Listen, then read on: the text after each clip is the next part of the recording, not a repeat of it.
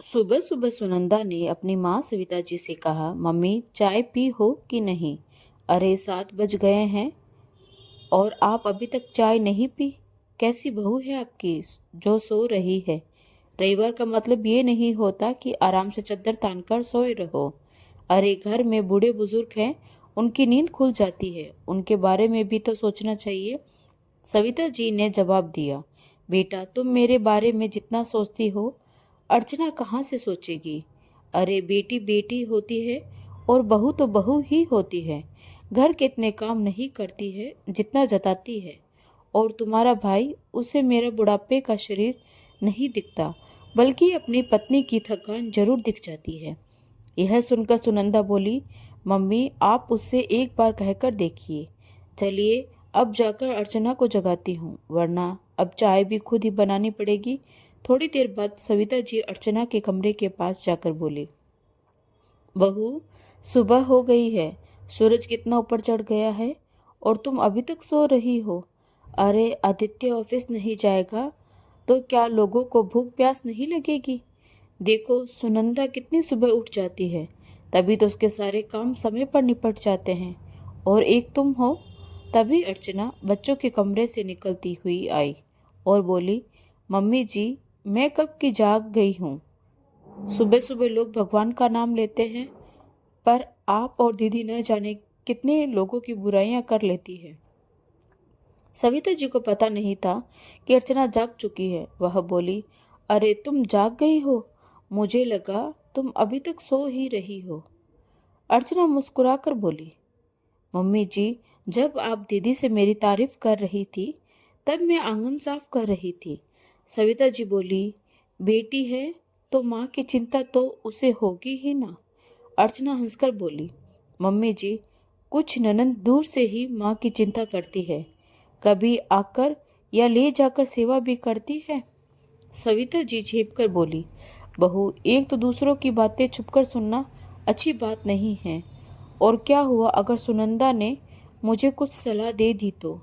वह मेरी चिंता करती है, तुम भी तो अपनी माँ की चिंता करती हो।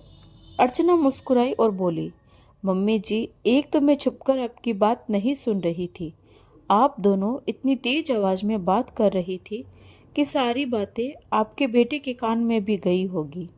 हाँ यह बात अलग है कि वह आपसे कहने और पूछने नहीं आएंगे। सविता जी को अपनी चोरी पकड़ी गई देखकर चुप रहना पड़ा। अर्चना बोली, और एक बात मम्मी जी, इस मामले में मेरी तुलना अपनी बेटी से न करे तो बेहतर होगा। मैं अपनी माँ की चिंता जरूर करती हूँ, लेकिन कभी भी अपनी माँ को अपनी भाभी के खिलाफ भड़काया नहीं। आखिर मेरी भाभी ही मेरी माँ की देखभाल कर रही है।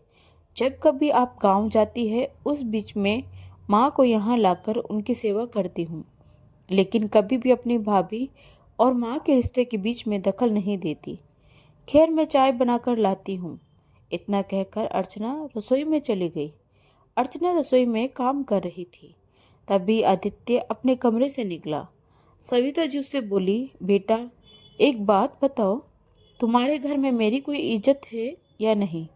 तुम्हें पता है आज सुबह सुबह तुम्हारी बीबी ने मुझे कितना कुछ सुनाया। मुझे तो छोड़ो, तुम्हारी बहन के लिए भी कितना कुछ कहा। आदित्य बोला, माँ एक रविवार मिलता है जब हम सब मिलकर बैठते हैं, क्यों पुरानी यादों को ताजा करते हुए कड़वी बातें करना जरूरी है? सविता जी कुछ कहती उससे पहले ही आदित्य बोला, सुनंदा से आप क्या कह रही थी मैं भी सुन चुका हूँ। बहू आपकी ऐसी है कि ना तो आपकी बेटी से कुछ कहती है और ना ही आपसे। माँ एक बात कहूँ, बेटी का मुंह छोड़ो और बहू पोते पोती की बनकर रहो, तभी चैन की बंसी बजा पाओगे। अगर सुनंदा को आपकी इतनी ही चिंता है तो बोलो ना कि कुछ रोज के लिए आपको ले जाए, यहाँ आकर आपकी सेवा करे।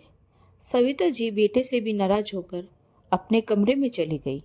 तभी अर्चना वहाँ आई और बोली, आपने उन्हें नाराज कर दिया?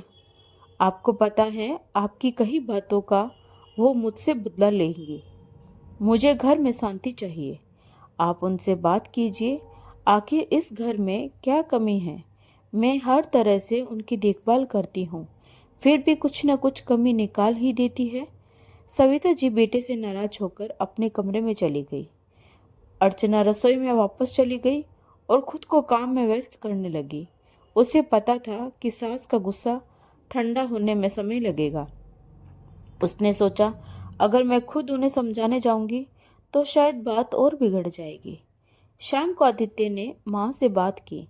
आदित्य ने माँ से कहा, माँ, आप जानती हैं, अर्चना आपकी बहुत इज्जत करती है।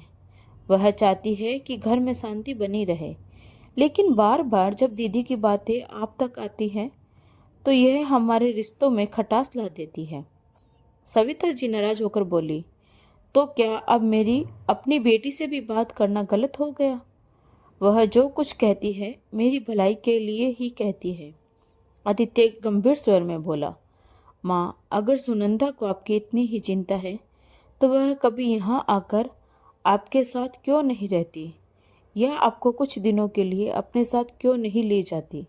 दूर से सलाह देना आसान है, लेकिन असली जिम्मेदारी निभाना अलग बात है। सविता जी थोड़ा असमझ में पड़ गई, लेकिन अपनी नाराजगी बनाए रखी। अर्चना ने सुनंदा को फ़ोन किया और कहा, दीदी, मैं जानती हूँ कि आप मम्मी की भलाई के लिए सोचती हैं, लेकिन आपकी दी गई सलाह से हमारे रिश्तों में दरार आ रही है। मम्मी को बिना डॉक्टर की सलाह के विटामिन की गोलियां लेने के लिए कहना सही नहीं था। आप पढ़ी लिखी हैं और जानती हैं कि बिना विशेषज्ञ की सलाह के दवाइयाँ लेना कितना खतरनाक हो सकता है। सुनंदा बोली, भाभी, मैं तो बस मम्मी की भलाई के लिए कहती हूँ। अगर यह आपको बुरा लगा तो माफ़ कर दें।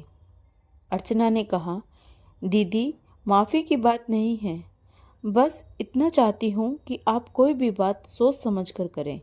मम्मी और हमारे बीच के रिश्तों को कमज़ोर न होने दे। सुनंदा को अपनी गलती का एहसास हुआ। रात में आदित्य ने माँ के पास जाकर कहा, माँ, सुनंदा से मैंने बात की है। उसने माना कि वह कभी कभी बिना सोचे समझे बातें कह देती है। अब आपको भी समझना होगा कि अर्चना आपके लिए बहुत कुछ करती है। आप उसे थोड़ा सराहेंगी तो उसका मनोबल बढ़ेगा। आखिर यह घर भी आपका है।